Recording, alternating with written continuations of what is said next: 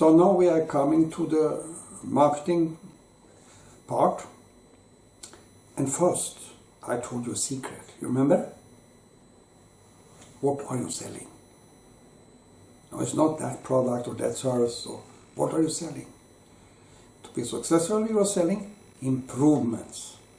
You have to make it better for the person or company, whoever the buyer is, or at least for someone that's important to them.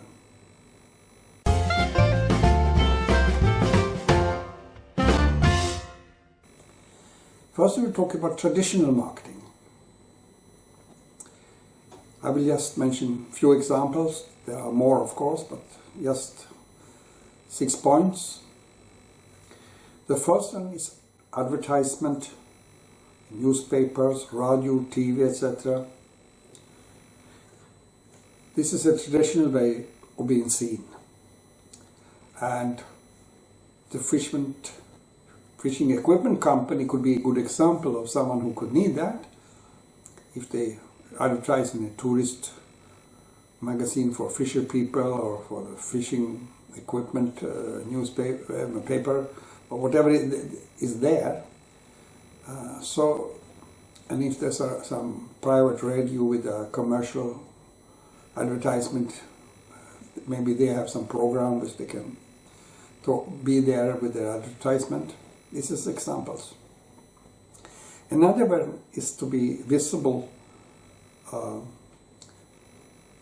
from signboards, from posters and leaflets of different kind.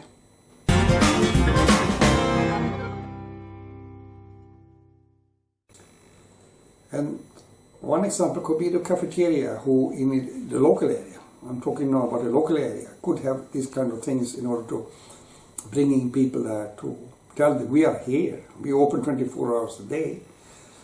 And there might be some passing roads where they can put out advertisement and say that here, big signboard or stop for the cafeteria, open 24/7 and so on and so on. So that this way they can bring in. Normal letters is not something we use too much these days, but for instance the software company for importers, they can find out who are actually importers, and by sending them physical letters with the information, they could reach them. That's their thing, because they know the target group. They not normally have a big advantage of posters and things, because that will be mostly seen by people who are not their buyers. But here they can identify, yes, the buyers who have in so and so, who are importers, we can target precisely, and if we have a letter, that's one way of doing an introduction. And then you can do marketing through emails. And the software company can do that example also, that they can send emails to importers. Alright, let's see if they do it. But there is something to be mentioned, and that is emails is a bit tricky in the way that there are spam filters which push you out. It's can be problems with that they are not even opening them. Okay, even a physical letter, let me throw the bin, but emails to a very high extent are not read if the receiver don't immediately get some impulse that this is interesting or important for them. So on emails, which I know many startup people think of, is not optional. Then there are something else which I can recommend. And what is that next?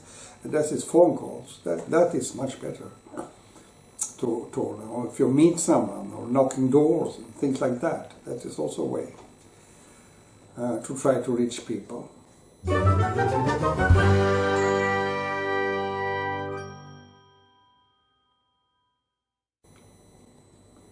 Another way of doing the things is, for instance, to bring in famous people. The company for the mothers who are the women waiting for a baby, they they could maybe see this film star or this person who is a famous mother or whatever it is, and if that person plays a role in in the marketing, they can bring in many more people to the website. Another way also is sponsoring. So, for instance, the same company who doing products for mothers-to-be, that they are sponsor some events or some seminar or some whatever it is that is related to women, children, and to becoming a mother. So there are different things like that with traditional, and you probably can list a few more if you want. But this is an important point to understand. Okay, have a look at the traditional ones. Are they useful for you or they're not? Which one looked the best for you?